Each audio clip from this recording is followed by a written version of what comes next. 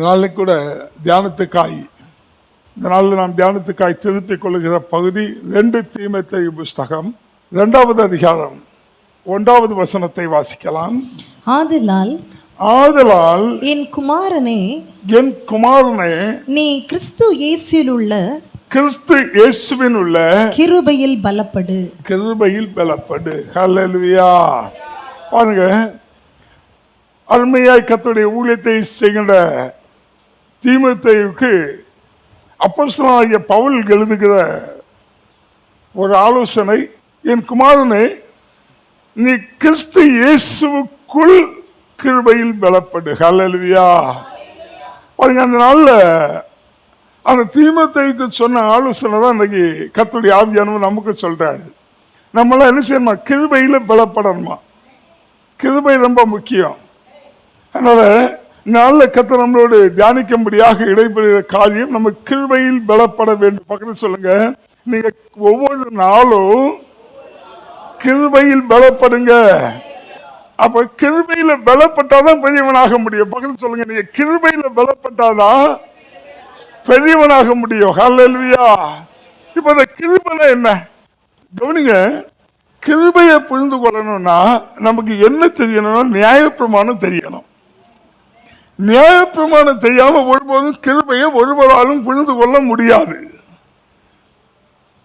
அப்போ நியாயப்பிரமாணத்தை நம்ம தெரிந்து கொண்டாதான் கிருபையை பத்தி புரிந்து கொள்ள முடியும், கிருபையில வளர முடியும், கிருபையில செழிக்க முடியும், கிருபையில பலப்பட முடியும், கிருபையில பெரியவனாக முடியும். ஹல்லேலூயா. அப்ப நியாயப்பிரமாணத்தை புரிந்து கொள்ளணும். இந்த நியாயப்பிரமாணத்துக்கு கிருபைக்கு என்ன வித்தியாசங்கிறத நம்ம ரொம்ப புரிந்து கொண்டோம்னா கிருபையில நிலநிற்க ஆரம்பிச்சிருவோம், கிருபையில வளர ஆரம்பிச்சிருவோம், கிருபையில செழிக்க ஆரம்பிச்சிருவோம், கிருபையில நம்ம பலப்பட ஆரம்பிச்சிருவோம், கிருபையில பெரியவனாக ஆரம்பிச்சிருவோம். ஹல்லேலூயா. இந்த மாச வாக்குத்தத்தமே கர்த்தர் நமக்கு என்ன கொடுத்தான்னா உன்னை பலப்படுத்தி மிகவும் பெரியவனாக்குவார். ஹல்லேலூயா. அதை கொடுத்து அதுக்கு ரிலேட்டடாக ஆண்டவர் பேசிட்டு இருக்கிறார் நம்மளோட. சரி, நல்ல கவனிங்க. இந்த நியாயப்பிரமாணத்தின் கிருபையை நீங்க புரிந்து கொள்ளணும்னாக்கி ரொம்ப சிம்பிளா நான் உங்களுக்கு அழகா கதை மாதிரியே சொல்லிட்டு வரேன். இப்ப நம்ம நடந்து போயிட்டு இருக்கிறோம்ல, நடந்து போயிட்டு இருக்கும்போது ஒரு பெரிய குழிக்குள்ள விழுந்துட்டோம், இல்ல பைக்ல போயிட்டு இருந்தோம் ஒரு குழிக்குள்ள விழுந்துட்டோம், இல்ல அதை கூட முடியாது, எவனோ வந்து பிடிச்சு குழிக்குள்ள தள்ளிட்டான்.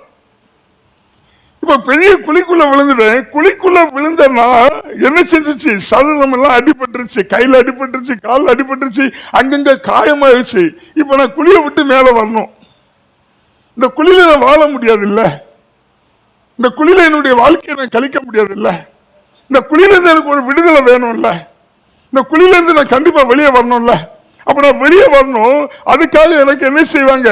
ஊழார்கள் எல்லாம் சேர்ந்து எனக்கு என்ன உதவி பண்ணுவாங்க? ஒரு கைத்தத்துக்கு உள்ள போடுவாங்க. நான் என்ன செய்யலாம்? கைத்த பிடிச்சி ஏறி மேல வரலாம். இப்ப நல்ல கவனிங்க, நான் குழிக்குள்ள விழுந்துட்டேன், எனக்கு ஒரு கயிறு போடப்பட்டிருக்குது, இந்த கைத்த பிடிச்சி நான் மேல வாரேன், என்னுடைய சரீரம் பலன் இல்லை, என் சரீரத்தில் நான் என்ன பண்ணிட்டேன்? காயப்பட்டிருக்கிறேன், என் சரீரத்தில் பலன் இல்லை, நான் முயற்சி பண்ணுகிறேன், நான் கைக்குள்ள ஏறுகிறேன், பாதி ஏறுகிறேன், என்னால ஏற முடியல, கீழே விழுந்துட்டேன். மறுபடியும் நான் அபியாசப்படுகிறேன், மறுபடியும் பிரயாசப்படுகிறேன், மறுபடியும் முயற்சி பண்ணுகிறேன், மறுபடியும் நான் கைத்துல ஏறுகிறேன், என்னால பாதிதான் ஏற முடியுது, மறுபடியும் என்ன செய்கிறேன்? கீழே விழுந்துட்டேன், மறுபடியும் நான் தோற்று போகிறேன், மறுபடியும் முயற்சி பண்ணுகிறேன், மறுபடியும் நான் தோற்று போகிறேன்.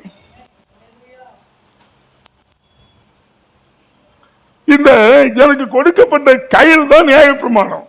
புரிந்து கொள்ளுங்க, எனக்கு கொடுக்கப்பட்ட குழிக்குள்ளால், அதாவது பாவ குழிக்குள்ளால விழுந்துட்டேன்.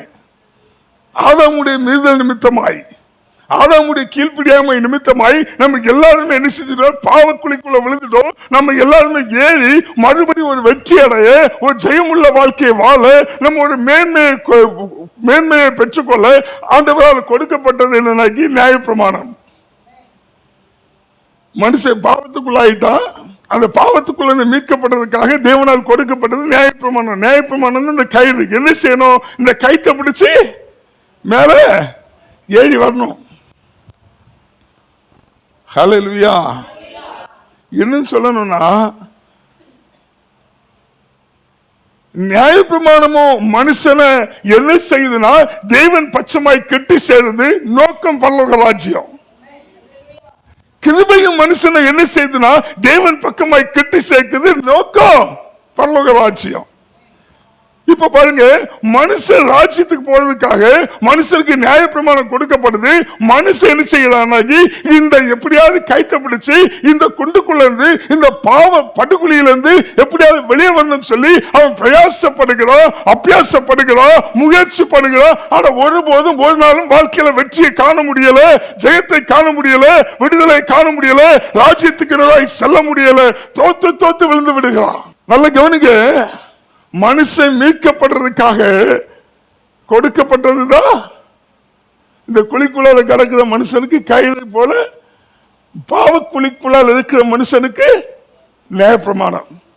இப்ப பாவத்தில் இருக்கிற ஒரு மனுஷன் எப்படி ஏறுகிறான் அப்படின்னாக்கி கர்த்தருக்கு பலி செலுத்துகிறான். எப்படி பலி செலுத்துகிறான்னு கேட்டீங்கன்னாக்கி பாருங்க, சர்வாங்க தகன பலி எதுக்கு செலுத்துறோம்? பாவ நிவாரண பலி, குற்ற நிவாரண பலி, போஜன பலி, சமாதான பலி, 5 வகையான பலி. எதுக்கு இந்த பலி செலுத்துறேன்னா என்னுடைய பாவத்திலிருந்து மீட்கப்படுறதுக்காக.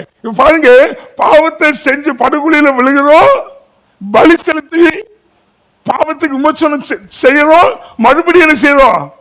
பாவத்துக்குள்ள விழுங்குறோம். கைத்து பிடிச்சு ஏற முயற்சி பண்றோம், முடியல, மறுபடியும் செஞ்சோம், விழுந்துடும் குழிக்குள்ளால. இப்படி நல்லா கவனிச்சுடுங்க. என்ன எடுத்துக்கிடுங்க, நான் குழிக்குள்ள விழுந்துட்டு எனக்கு ஒரு கயிறு போடப்பட்டிருக்குது, நான் அந்த கயிற்றை பிடிச்சி மேல வர்றதுக்கு முயற்சி பண்றேன், என்னால முடியல, தோத்து போறேன், மறுபடியும் விழுந்து போயிடுறேன், மறுபடியும் முயற்சி பண்றேன், தோத்து போயிடுறேன், மறுபடியும் விழுந்து போயிடுறேன். இதுக்கு மேல என்னால் என்ன செய்ய முடியாது, முயற்சி பண்ண முடியாது. என்னுடைய பிரயாசத்தினால முடியாது, என்னுடைய அபியாசத்தினால முடியாது, என்னுடைய முயற்சியினால இந்த படுகொலியிலிருந்து இந்த பாவக்குழியிலிருந்து விடுதலை பெற என்னால முடியாது. இப்ப நான் என்ன சொல்றேன், என்னால முடியலப்பா, ஏதாவது செய்ங்க அப்படின்னு சொல்லிட்டு என்ன செஞ்சுவேன், சோர்ந்து உட்கார்ந்து பாருங்க. அப்ப எனக்கு அனுப்புவாங்க பாருங்க, மேல இருந்து ஒரு கிரைன் அனுப்புவாங்க. இந்த கிரைன் கீழே வந்துருச்சுன்னா நான் என்ன செய்யணும்? அபியாசப்படணுமா, பிரயாசப்படணுமா, முயற்சி பண்ணணுமா? ஒண்ணு வேண்டாம், ஜஸ்ட் ஒரு மூவ், கிரைன் என்ன தூக்கிடும். நல்ல கவனிங்க, இந்த படுகொலியில இருந்து என்னுடைய முயற்சினால ஜெயிக்க முடியல, என்னுடைய போராட்டத்தினால ஜெயிக்க முடியல, என்னுடைய அபியாசத்தினால ஜெயிக்க முடியல, என்னுடைய எந்த பிரயாசத்தினாலும் ஜெயிக்க முடியல. இந்த நேரத்தில் அந்த கிரைன் நான் அந்த ஜஸ்ட் மூவ், கிரைன் என்ன தூக்குதில்லை. இதான் கிருபை. எல்லாரும் கைகளை தட்டுங்களேன். இந்த படுகொலியிலிருந்து உங்களை மீட்டு எடுக்கிறதுக்காக கொடுக்கப்பட்ட கிரைன் தான் கிருபைங்கிற இயேசு கிறிஸ்து. ஹல்லேலூயா. அப்ப நல்ல கவனிங்க, இந்த கிரைன்ல நான் ஏறிட்டேன்னா இந்த கிரைன் என்ன செய்யணும், அப்படியே மேல கொண்டு போகும். நான் பிரயாசப்பட வேண்டாம், நான் அபியாசப்பட வேண்டாம், நான் முயற்சி பண்ண வேண்டாம், நான் செய்ய வேண்டியதெல்லாம் ஒண்ணுதான், என்னால முடியலன்னு சொல்லி நான் சரண்டர் ஆயிட்டா போதும், என் முன்னாடி அப்படி கிரைன் வரும், நான் ஜஸ்ட் மூவ், அவ்வளவுதான். கவனிங்க, நம்ம கிறிஸ்தவ வாழ்க்கை எப்படி வாழ்ந்துட்டு இருக்கிறோம்னா, நான் அதை செய்யலாமா, இது செய்யலாமா, அப்படி செய்யலாமா, இப்படி செய்யலாமான்னு மாமிசத்துல முயற்சி பண்றோம்ல. ஆண்டவர் சொல்றாரு, ஒண்ணு வேண்டாம், நீ ஒண்ணு செய், சரண்டர். என்னால முடியல, என் அபியாசம் வருதா, என்னுடைய பிரயாசம் வருதா, என்னுடைய முயற்சிகள் வருதா, என்னால முடியல, உங்க சமூகத்தில் சரண்டர். எப்பெல்லாம் சரண்டர் ஆகுறீங்களோ அப்பெல்லாம் கிருபை என்கிற கிறிஸ்து உங்களை தூக்க ஆரம்பித்து விடுவார். ஹல்லேலூயா. என்ன சொல்லணும்னா, சில ரயில்வே ஸ்டேஷன் போறோம் பாத்தீங்களா, சில ரயில்வே ஸ்டேஷன் சில மாலுக்குள்ள போகும்போது அங்க என்ன பாத்தீங்கன்னா, ஒரு பக்கத்துல ஏறி போறதுக்கு படி வச்சிருப்பாங்க, இன்னொரு பக்கத்துல எக்ஸிலேட்டர் வச்சிருப்பாங்க. பாத்துக்கீங்களா? இப்ப பாருங்க, படியில ஏறணும்னா நான் என்ன செய்யணும், பிரயாசப்படணும். ஒருவேளை நான் ஒரு ஏஜென்ட் பீப்புள், ஒரு வயசானவனா இருக்கலாம், இல்ல நான் முடியாதவனா இருக்கலாம், இல்ல நான் சோழானவனா இருக்கலாம், நான் பலகீனம் உள்ளவனா இருக்கலாம். இப்ப நான் என்ன செய்யணும்னா 2 படி ஏறுவேன். ஏன்னா படி ஏறணும்னா என் கால என்ன செய்யணும், ஒரு 30 டிகிரியாவது தூக்கி வைக்கணும், அப்பதான் படி ஏற முடியும். எனக்கு முடியல ஐயா, என்னால முயற்சி பண்ண முடியல, நான் ஒரு பலகீனவான், அதனால என்னால படியாத முடியாது. எனக்கான மேல போகணும், எனக்கு ஆசை இருக்கு மேல போகணும், ஆனா என்னால படியாத முடியாது. அப்படிங்கும் போது நீங்க ஒண்ணு செய்ய வேண்டாம், ஜஸ்ட் எக்ஸிலேட்டர்ல ஜஸ்ட் ஒரு மூவ். நீங்க பிரயாசப்பட வேண்டாம், நீங்க அபியாசப்பட வேண்டாம், நீங்க முயற்சி பண்ண வேண்டாம், ஜஸ்ட் ஒரு மூவ். காலை என்ன செய்ய வேண்டாம், 30 டிகிரி 20 டிகிரி 40 டிகிரி தூக்க வேண்டாம், ஜஸ்ட் ஒரு மூவ். எக்ஸிலேட்டர் என்ன செய்யும், உங்களை அப்படி பூ போல தூக்கி மேல கொண்டு போயிடும். இதாங்க கிருபை. கிருபைக்கு நீங்க செய்ய வேண்டியது, நான் அதை செய்யலாமா இது செய்யலாமா உங்களுடைய மாம்ச கிரியைகளை வெளிப்படுத்த வேண்டாம். தேவ சமூகத்துல விழுந்தா போதும், தேவ சமூகத்துல நீங்க சரண்டான போதும். ஆண்டவரே என்ன கொண்டு என்ன செய்யணுமோ நீங்க செய்யுங்க ஆண்டவரே, என்னால முடியல, அதுக்கான பலன் ஏண்ட இல்ல, அதுக்கான ஆரோக்கியம் இல்ல, நீங்க செய்யுங்கன்னு சொல்லி சரண்டர் ஆகுவீங்கன்னு வைங்களேன், கர்த்தர் உங்களை தூக்குவார். நல்ல கவனிங்க, ஒரு அப்பா பிள்ளை என்ன நீங்க இந்த கிருபையை புரிந்து கொள்றதுக்காக சொல்றேன். ஒரு அப்பா பிள்ளை, இப்போ அப்பாவும் பிள்ளையும் ரோட்டில் நடந்து போறாங்க. இவன் பிள்ளைக்கு கை அப்பா பிடிச்சிட்டாரு, டேய் வாடா வாடா சீக்கிரம் வாடா வாடா வாடா அப்படின்னு நடத்தி கூட்டு போயிட்டே இருக்கிறாரு. அவன் என்ன செய்வான், அவனுடைய நட இப்படி இருக்கும், அவனுடைய நட இப்படிதான் இருக்கும். ஒரு 50 மீட்டர் அப்பாவோட ஓடுவான், 100 மீட்டர் ஓடுவான். ஏன் பிரயாசப்பட்டு ஒரு 500 மீட்டர் ஓடுவான். 500 மீட்டர் ஓடிட்டு இவனுக்கு என்ன செஞ்சோம், முடியாது. அப்பாவோட ஓட முடியுமா, முடியாது. அவன் சொல்லுவா, எப்பா தயவு செய்ய கையை விட்டுருப்பா, இதுக்கு மேல உன் கூட என்னால ஓட முடியாது, எங்க போகணும்னு சொல்லி நான் வந்து சேரேன், நீங்க முன்னாடி போங்கப்பா, நான் பின்னாடி வந்து சேரேன், தயவு செய்து கையை விட்டுருங்க. உங்களுடைய ஸ்பீடுக்கு என்னால என்ன செய்ய முடியல, ஓட முடியல, அதுக்கான பலம் இல்ல, ஆரோக்கியம் இல்ல, அதுக்கான அபியாச முயற்சிகள் என்னால பண்ண முடியல, நான் சோர்ந்து போயிட்டேன், என் கையை விட்டுருங்க. ஒருவேளை நான் என் பிள்ளைய கூட்டு போனா, என் பிள்ளை என் கையை விட்டுருங்கப்பான்னு சொன்னா நான் விட்டு போயிடுவேனா என்ன? இந்த கையை பிடிச்சு கூட்டிக்கிட்டே நடக்கணும்ல, இதுதான் நியாயப்பிரமாணம். பிள்ளை சொல்லுதுல்ல, என்னால முடியல, இது நடக்க முடியல, என்னால ஓட முடியல, உங்களுடைய ஸ்பீடுக்கு என்னால ஈடு கொடுக்க முடியல, என்ன விட்டுருங்கன்னு சொல்றேன்ல. நான் அப்பா இல்ல, விட்டு போயிடுவேனா? என்ன செய்வேன், பிள்ளைய தூக்கி என் தோல்ல போட்டுருவேன். தோல்ல போட்ட உடனே அப்படி என்ன செய்வாது, சொர்க்கமா தோல்ல சரண்டர் ஆயிடுவாரு, அப்படியே சாஞ்சிடுவாரு. இப்ப அவர் என்ன சொல்லாது, எப்பா எவ்வளவு ஸ்பீடா போகணுமோ போங்க, எவ்வளவு ஓடணுமோ ஓடுங்க. ஏன் நான் ஓடுறது பறக்கணும்னால நீங்க என்ன செய்யுங்க, பறங்க. ஏன் அப்பா மடியில நான் சரண்டர். நல்ல கவனிங்க, கிருபைங்கிறது அவருடைய சமூகத்துல சரண்டர் ஆகிறது.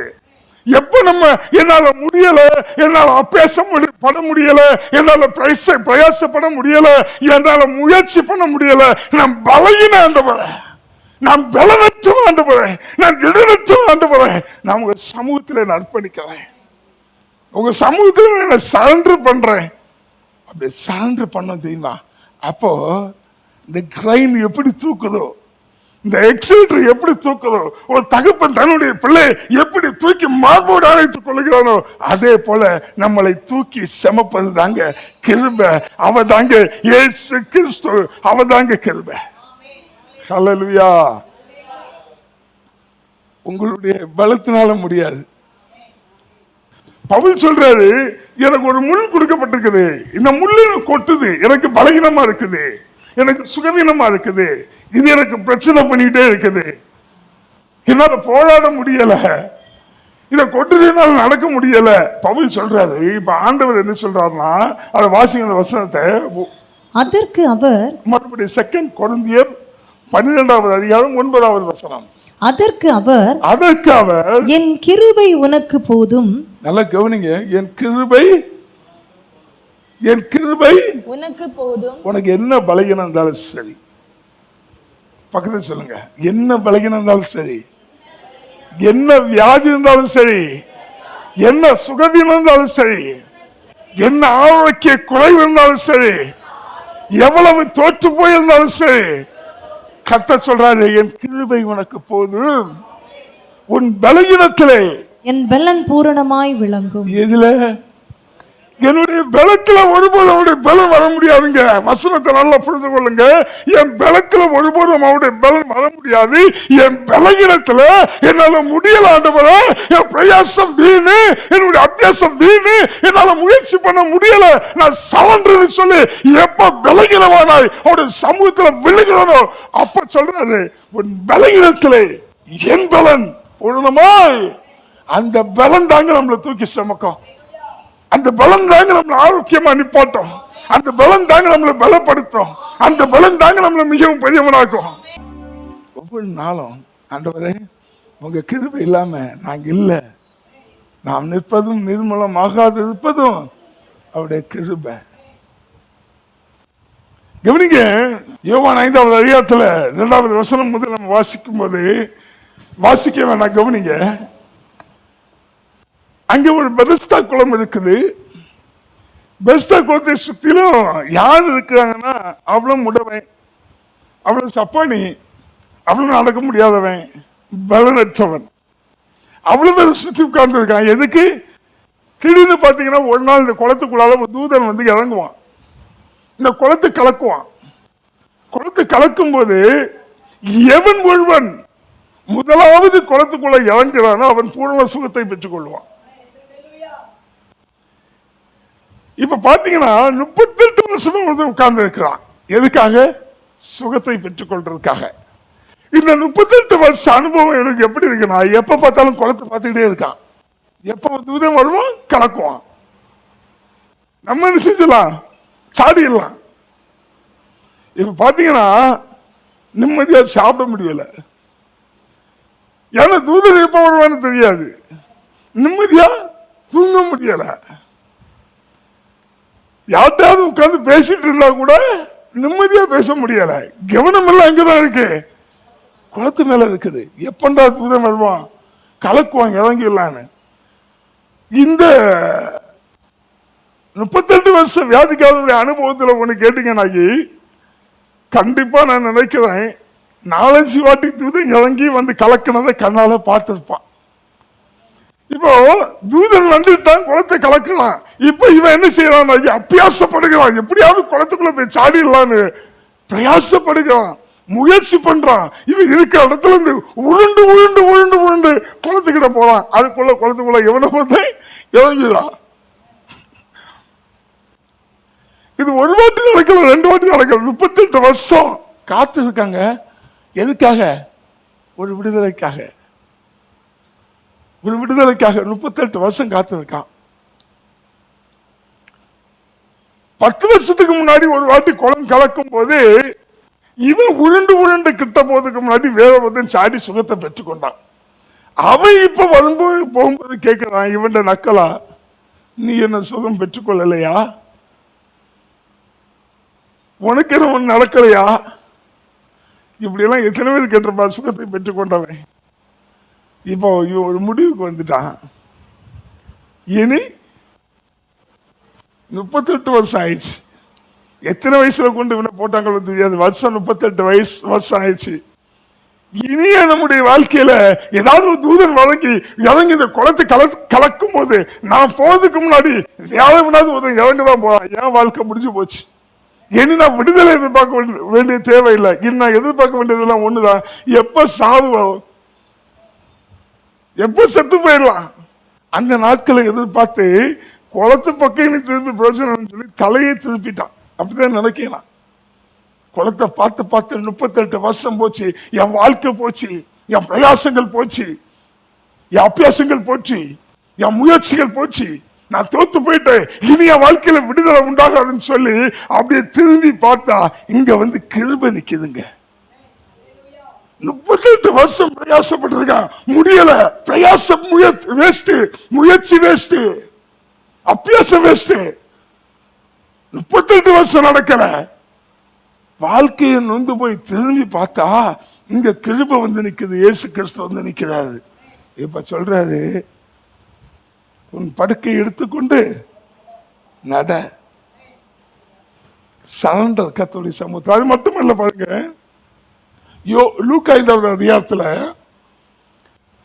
கடலை பத்தி நல்லா அறிந்தவன் பேதுரு ராம் முழுவதும் பிரயாசப்படுறான்.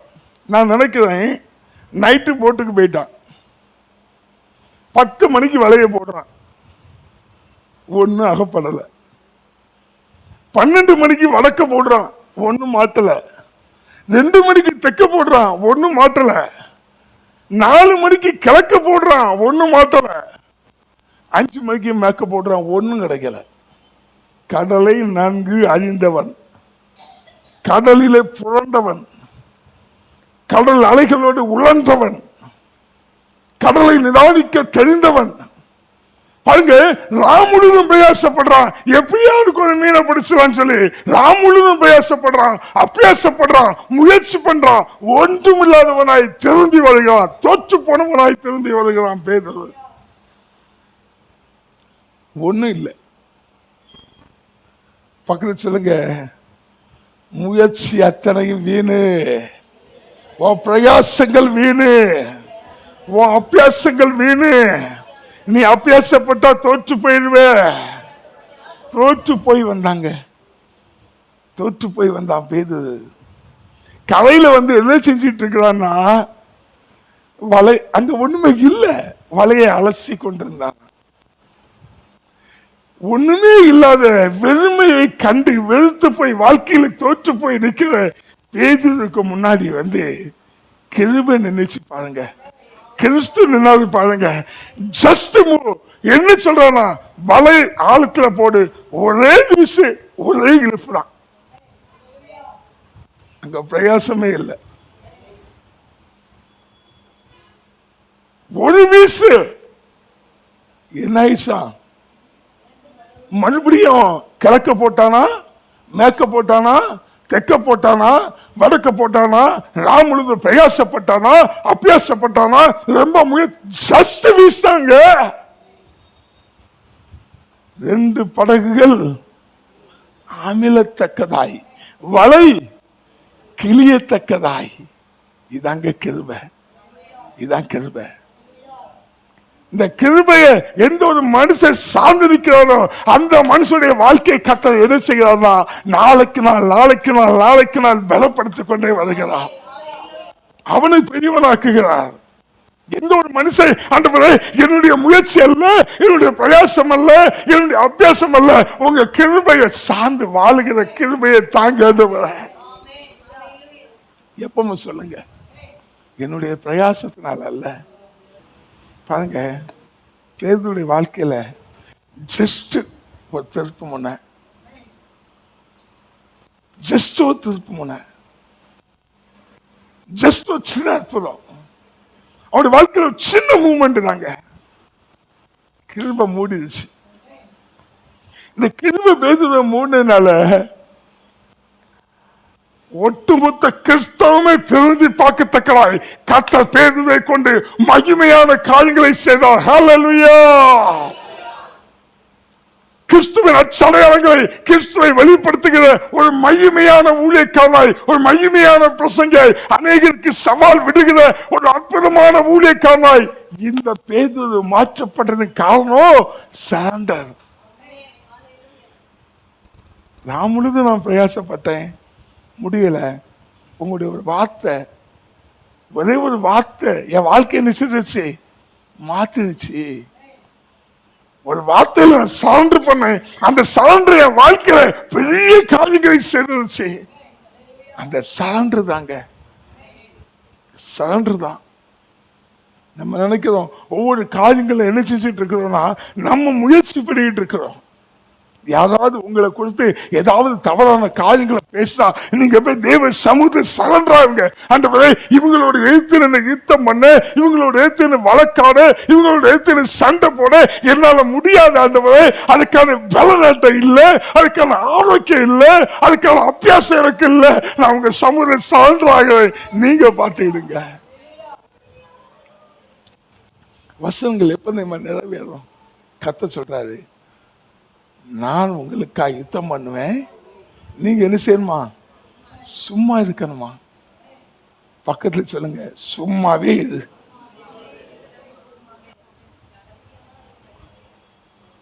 இப்ப நீங்க நினைக்கீங்க, அப்ப பிரதர் நியாயப்பிரமாணத்தை விட்டுலாமா? இப்ப அதான கொஸ்டின்.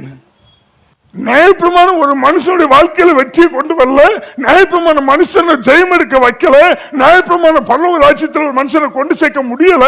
அதனால ஒரு கைத்துல ஏறி முயற்சி பண்ணி முடியாம வந்த அந்த மனுஷனை கிருபை தானே தாங்குது. அப்ப கிருபைங்கிறது புதிய ஏற்பாடு. அப்ப நியாயப்பிரமாணத்தை விட்டுறணுமா வேண்டாமா? இந்த கொஸ்டின் வரும். எனக்கு வந்துச்சு, உங்களுக்கு வரலன்னா எனக்கு என்ன சொல்ல தெரியல. எனக்கு வந்துச்சு. கிருபைதான் தாங்குது, கிருபைதான் தூக்குது, கிருபைதான் பலப்படுத்துது, கிருபைதான் பெரியவனாக்குதுன்னா இந்த நியாயப்பிரமாணத்தை விட்டுலாமா அப்படின்னு ஆண்டவர் சொல்றாரு. நியாயப்பிரமாணத்தை நிறைவேற்றதான் நான் வந்தேங்கிறாரு. அப்ப கவனிங்க, நியாயப்பிரமாணத்தை விட முடியாது. ஏன் ஆண்டவர் எதுக்கு வந்தாதான்? நியாயப்பிரமாணத்தை நிறைவேற்ற. அப்ப பாருங்க, அப்ப நியாயப்பிரமாணத்தை நிறைவேற்றணும்னா நான் எப்படி நியாயப்பிரமாணத்தை நிறைவேற்றது? என்னுடைய கிரியையினால முடியாது, அவருடைய கிருபையினால முடியும். ஹல்லேலூயா. இந்த நியாயப்பிரமாணத்தை அழிக்கிறதுக்கு அவர் வரல, நியாயப்பிரமாணத்தை நிறைவேற்ற வந்தாரு. அது எப்படின்னா, என்னுடைய மாம்ச பலத்தினால முடியாது, என்னுடைய ஆரோக்கியத்தினால முடியாது, என்னுடைய புயபலத்தினால முடியாது, என்னுடைய முயற்சினால முடியாது, என்னுடைய அபியாசத்தினால முடியாது, என்னுடைய பலி செலுத்தினால முடியாது. ஆனா ஒண்ணு, அவருடைய கிருபையினால இந்த நியாயப்பிரமாணத்தை மேற்கொள்ள, நியாயப்பிரமாணத்தை ஜெயிக்க, நியாயப்பிரமாணத்தை நிறைவேற்ற முடியும். கிருபை உங்களை பலப்படுத்தும், கிருபை உங்களை பெரியவனாக்கும். நீங்க செய்ய வேண்டியதெல்லாம் ஒண்ணே ஒண்ணு, சரண்டர். பக்கத்துல சொல்லுங்க, சரண்டர் ஆகுங்க.